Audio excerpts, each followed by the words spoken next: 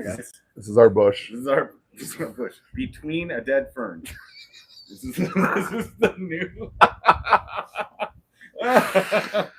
So we did not bring this with. This came with the No. Airbnb. yeah. Welcome from Las Vegas. Hey guys. So we want to do a little live stream from Las Vegas. It's how many days in now to Masters Worlds? Saturday, Sunday, Monday, Tuesday, Wednesday. 5. So Tom's been out here the entire time. I got out here yesterday. The team's been out here competing already. They just wrapped up day 4 yesterday. 4 yesterday. We have people compete every day, right? That I've been here, yes. The competition started on Wednesday, but we Saturday night. So we started off crazy. Yeah. So talk about what we did. It's it's Saturday. The girls decided to just start the weekend chaos. Not their doing. We just had Yvette Carcass in the 58 kilo class. They were going at the same time. What they try to do is they try to pair up weight classes. So the 58s and the 63s were, and then we had Michelle Peking and Loretta Scott in the 77s. But both of those sessions were running simultaneously. So Yvette was on one platform, and then I had Yvette and Loretta on the other side. Shout out to Trident Weightlifting, Rick, Marcus, Stacy, for helping me out. They were phenomenal. Stacy in particular with helping Yvette during her session, especially in the clean and jerks, because this will sound like a brag, humble brag, whatever, but it's just the fact of the matter is, like, we have 3 very good women, and when you have 3 very good women all going at once, the chances of them lifting at the same time is very high. And as you know, high on my own abilities as I am, John wasn't able to get here yet. They were going simultaneously. Literally had 2 athletes lifting at one point at the same time, taking their second or third lifts, which are crucial lifts. So start off with Yvette. She was the lighter of the 3. She had a great job. This is the first time she's done Worlds with me. I think it's the first Worlds she's done since 2022, which was down in Florida. She took a weight sport, came back right around April. So we got to do Pan Ams together, which she won fairly easily there. This was going to be a little bit more of a challenge for her. She ended up going 2 for 3 in the snatch, and she ended up going 2 for 3 in the clean and jerk, so 4 for 6 total. And she won the world championship in her division. It was pretty awesome. Super happy for her. And then on the other side, it's always kind of an interesting dynamic as a coach. This isn't the first time I've had to deal with this, but it's very rare that you have 2 athletes from the same team, not only Team USA, but the same local competition team in the same division fighting for podium spots. So it was one of those situations where Michelle lifted up for this competition, and she is one of the top athletes in the world. She's won multiple world championships. Loretta Scott is in the same boat. This bush.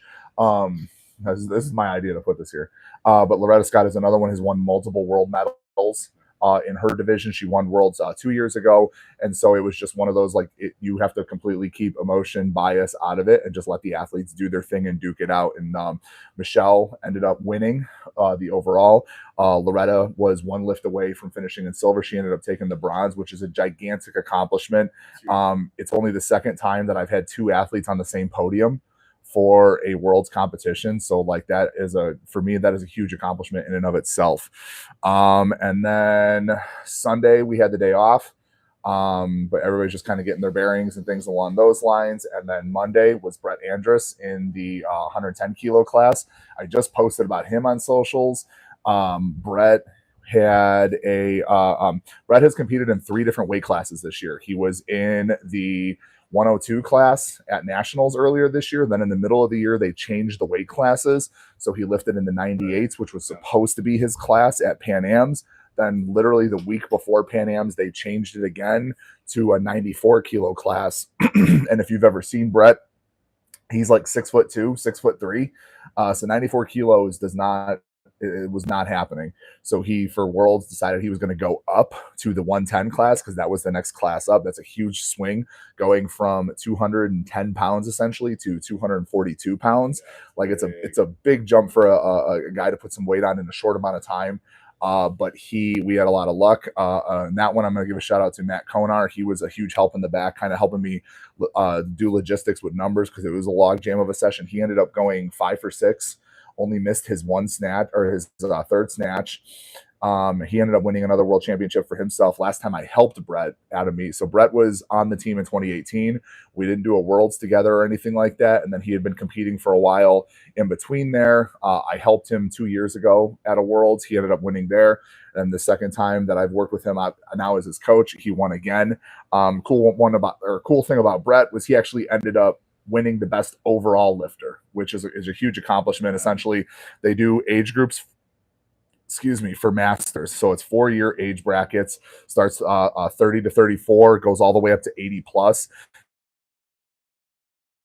His individual weight class, but he also won the best overall lifter for his age group. So all the 50 to 54 men, all 9 weight classes, he won the best overall, which is a huge accomplishment. It's only the 6th time we've had an athlete win a best overall lifter on our master side. So that was pretty cool. That was pretty special for him to win that. And then yesterday, double decker, Erica in the morning. Erica has been kind of on this like 2-year journey coming back from shoulder surgery. So she didn't compete 2023 worlds, but she competed in the 2024 worlds last year in Finland. She ended up winning. She came into this competition, trying to just improve those numbers. She ended up doing so. She went 5 for 6. Hitting lifts that were probably some of the best looking lifts that she's hit compared to how prep was going and things like that, and ended up with a silver medal, which I was very happy with. The girl came down from a heavier weight class and just edged her out by a couple kilos.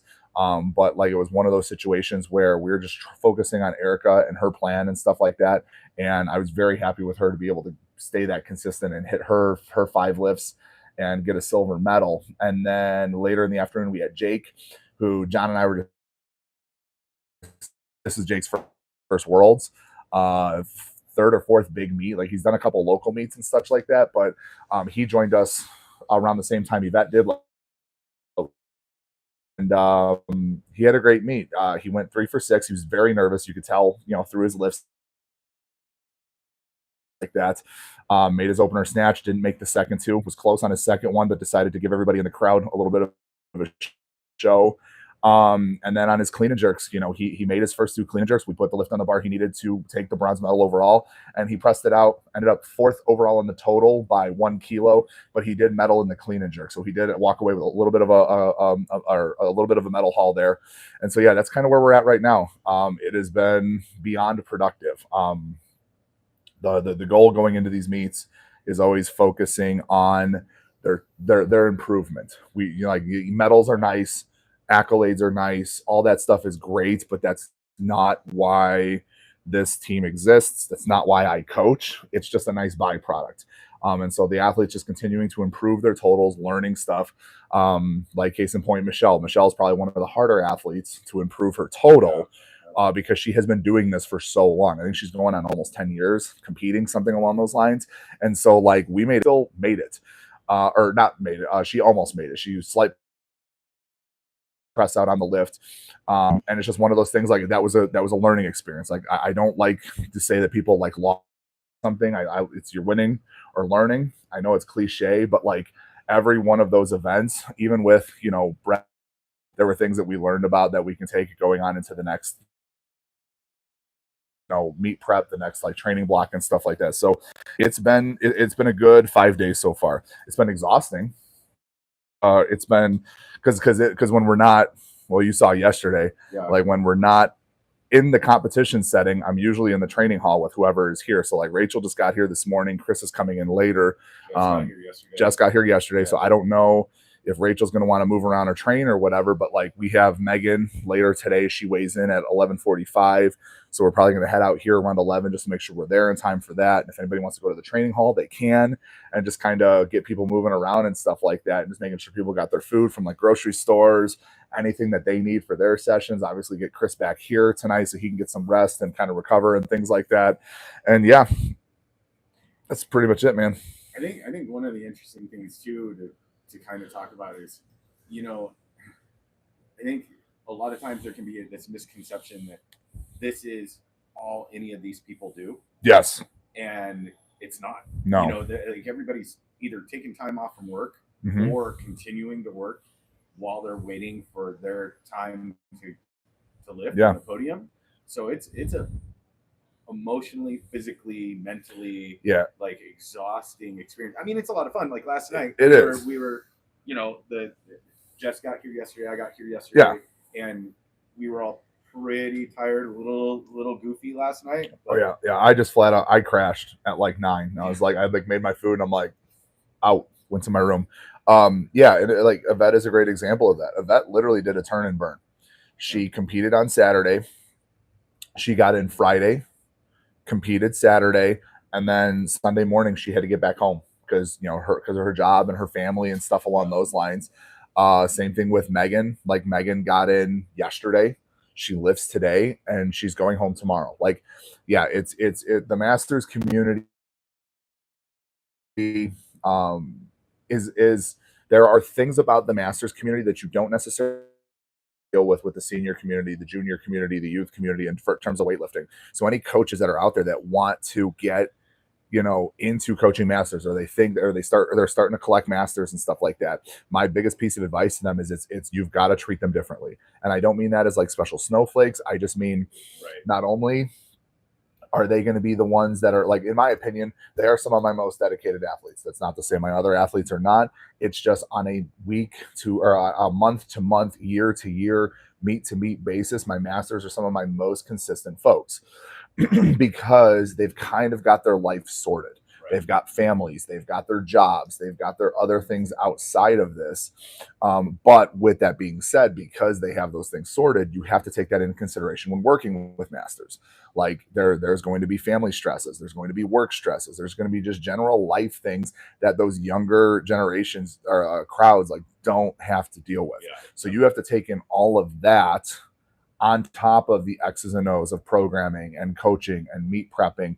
And, like we were talking about it this morning, just like the differences between certain athletes in terms of like getting ready, like you were talking about, Rachel, and how, 2 weeks leading up to a competition can be just a little bit more stressful. Do as little of that as possible.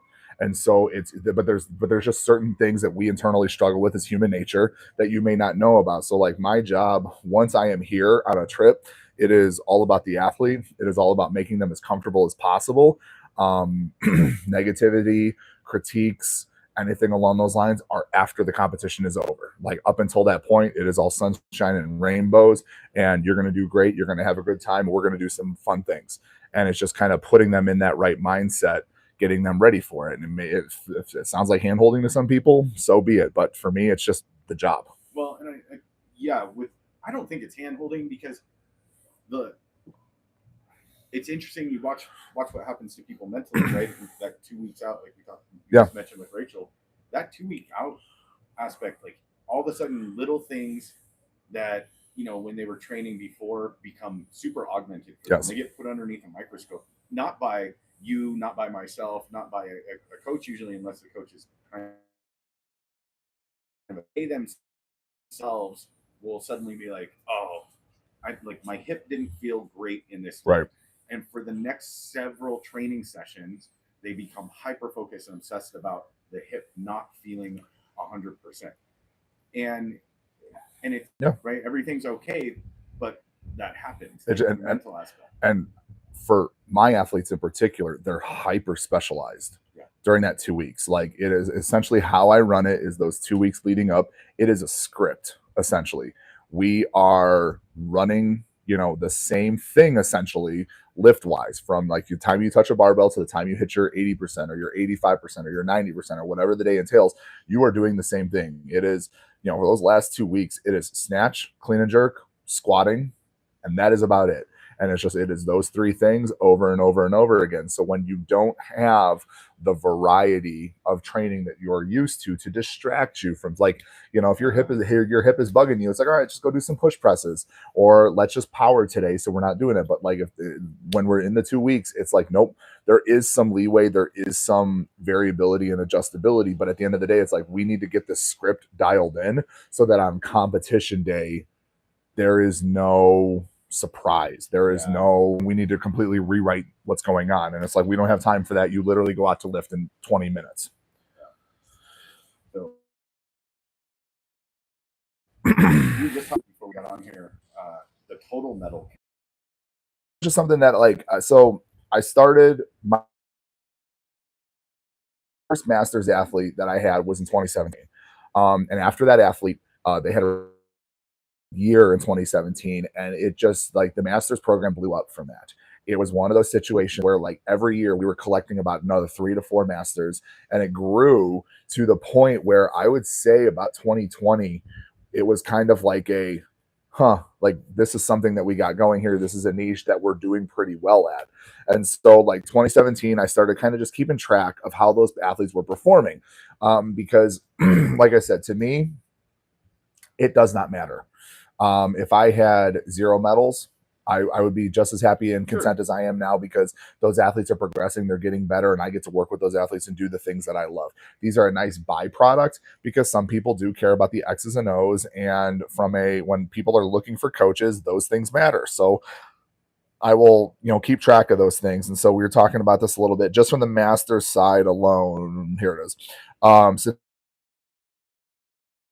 2017 on the women's team side. Now, by the women's team, way more dominant than our men's team. It's not to say that our men do not perform. It's just in terms of the team competition and the individual sport, we have just always had more women to put a team together than men's. I think I've only 17, whereas like I've submitted a women's team, 4 times or 5 times. Sorry. 3 of those times the women won the team championships. We went back to back in 2018, 19, and 20. Okay. Then 2021, no, I am sorry. Yes, 2020. And then 2021 was the first in person since COVID. We took 3rd place. Haven't had a team competition since, or we haven't entered a team competition since. Mostly because the split happened right around that time, and we always had like half the team here, half the team here, and I didn't want to submit a half roster. So that's kind of cool, but in an individual sport, it's kind of a back burner byproduct type sort of deal. But medal-wise, from the national championships level, we've had 22 Masters national champions, 13 silver medals, 12 bronze medals from the national meet alone. And we were just talking about this next year.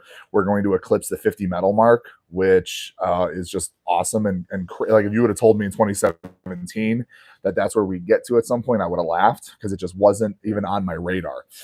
Pan Americans, which is something we've recently started going to. We don't go every year just based on the locations, where they're at, travel, and then how they fall in the calendar year. Sometimes they are just smack dab between nationals and worlds, and they're in a place that is just not the easiest to access.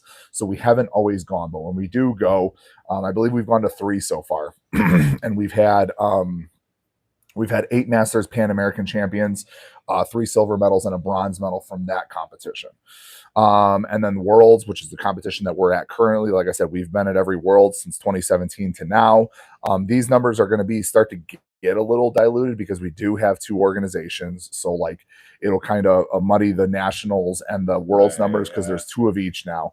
But on the Masters Worlds level, to date, we have 12 Masters World Champions, which just blows my mind to say that we have that. 7 silver medals, and then Jake just got our 3rd bronze medal that we've ever had. And then in terms of the best overall lifters, like I said earlier, we've won 6 of those. So that's just kind of a rundown of what our Masters team has accomplished. And then like I keep track of, qualifications for senior events, which our Masters have also contributed to. We have 98 individual qualifications for youth, for senior, in North American Open finals. Now it's the Virus finals, the senior standard. But I would say of those 98 individual qualifications, I would say at least 30 to 40 of them are Masters athletes. We have had at some point as many as like 3 or 4 Masters at senior events, which has always kind of been my thing with the Masters athletes. Like I don't treat them as, quote unquote, old people. I treat them as athletes, and I can tell usually where somebody's ceiling is, and I push them to try to achieve that because I know they can do it, and we try to do it safely. If it happens, great. If it doesn't, that's okay too. Because it's the whole shoot for the moon, land on the stars type mentality with them, and they end up doing great. And then same thing with the 20 individual medals between nationals and finals events.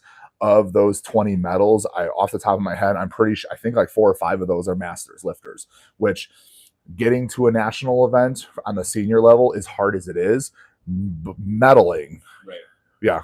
I was just gonna say, so there might be people that watch this video that don't understand senior and masters. Yeah. So okay. Thank you. Yeah, that slipped my mind completely. So with USA Weightlifting or weightlifting in the United States in general, we got two organizations now. I don't want to favor one over the other here. You have the youth division, which is 17 and under. You have the junior division, which is 17 to 20 years old. You have the senior division, which is usually what you guys will watch on YouTube, hook grip, all of that stuff. Those are the people competing at Worlds, the Olympics, those kinds of, and the age group is roughly 20 years old to 35 years old. And then masters started at 35. They've recently added a 30 to 34 age group, but you do get some masters that carry over, like Mary Tyson Lappin, who is an Olympian for the United States. She's technically a masters lifter. And she's, she's medaling at Pan Americans. She's on the world team and stuff like that. Christy Brewer is another masters that comes to mind. I believe I know she's competed at Pan American Games before and stuff like that. Melanie Roach, who was a multiple time Olympian back in the day in the 53 and 58 kilo class, she was a masters. She was over 40 when she was doing that stuff. Like, so it's impressive for masters athletes to be competing and mixing it up with the senior level. And then the higher you get in the senior level, i.e. medaling at nationals, then Pan Am teams, then world teams and stuff like that, is just simply impressive. So to say that we have had a couple of athletes, Erica Treadway is the one I talk about all the time.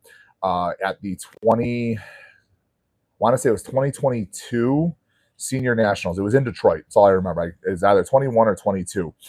She competed in the old 45 kilo division. She took silver, and she was one lift away from winning. And I remember at the time, Phil Andrews coming to me and having a conversation with me saying and this was like in between snatches and clean and jerks, because he was sitting there watching the session. He goes, "Hey, I know she's in masters. I just want to let you know, like, I'm not trying to put pressure, but it's just a cool little piece of history. If she wins, she is going to be the oldest national champion that USA Weightlifting ever had." Oh, wow. And and like I said, she was one lift away. Like she cleaned it, missed the jerk. She would have made that. She would have won. But like, I was still super proud of that silver medal. To this day, she's our highest finisher at a senior event, regardless of age group. So it's just one of those things where that kind of stuff tickles me, because it's just like, that's something I never thought was a possibility. But to have athletes that just transcend whatever limitations society or other people put on them is probably one of the coolest things about coaching. Absolutely. Yeah. Anything else before we go get ready to head over to the venue? Oh yeah, we gotta go do that. Yeah. I don't know why I looked at this wrist. I took my watch off. No, at the if you guys have a chance, there's a live stream on the IMWA page to check out the sessions. We've got Megan today, Rachel and Jess. I see in there eating because they know we're getting ready to. Jess is right there eating. But Jess and Rachel go tomorrow. So Megan is tonight or this afternoon in the 86 plus category. She is in a good spot. This is her first worlds. So again, it's going to be a lot of stuff like with Jake, like smaller jumps, making sure that they make lifts, get on the board. And then if they get a medal, great. If they don't, my heart is not going to, I'm not kicking people off the team one way or another. Right. So hers is about the experience, securing a total, and building momentum for the next lift. Never want to bomb out. So like my goal as a coach is just to get her on the board and get her comfortable before we start pushing things. And then tomorrow we have Jess and Rachel in the 63 kilo class. They're competing in the largest class. We talk about the CrossFit effect on weightlifting. The 63 kilo class is one of those classes that is affect 16 pounds, 117. Yeah, 121. I'm sorry, I was getting confused because 69 kilos for the guys is 152. So yeah, they're about like the 120, like 125, something along those lines. But that is like your typical CrossFit athlete's body weight. So that class just gets inundated. So one of those things where it's a log jam. Like I think that class is so big. It's the only class here at this competition for both 40-44s and the 45 to 49s that had 2 sessions. Oh, wow. So they're gonna, I think they're either towards the back half or top half of the B session, and it's just and it's just where they put their entry total. So like, have no idea what is going to happen in that session, because like I said, I believe between the 2 groups there's 30 something athletes. Like, it's a big session. So they're tomorrow morning, and then we get Friday off, and then we'll wrap up with Chris, who is competing in the 94 kilo session, and he's another one. He should be in a good spot to medal. He took silver at Worlds, like a gold. It's just going to depend on who shows up and what people do and stuff like that. Plus, he's actually lifting down a weight class, so he competed in the 102s and the 109s, but he's always kind of walked around at about 100. So he, so he's going down to the 94s this year. Wants to, that was where when I first started coaching Chris, that was right around where he was. He actually saves, and then he went to the 94s. That's where a majority of his success came, was as a 94. And then when they changed the weight classes, he's got 2 kids at home, wife, job, all that stuff. He's like, I am not going to be counting my macros while trying to, make sure 2 little humans survive life. So he competed in 102, a little bit less stress, but now his kids are starting to, they're, I think, he can put a little more time in it. So he's going back down to the 94s. That session to watch to wrap up the weekend, and then Sunday everybody's going home. Yeah. So with that, guys, sessions, go to live streams. We'll be doing some Instagram lives from the venue, kind of through the training stuff. Yeah. We're shooting some different footage too of just kind of the team happens after and in between and all around. So we'll put some stuff. But if you guys have any questions, I think that's it. Yeah, let's do the thing. All right, let's go. Appreciate you guys. Bye, guys.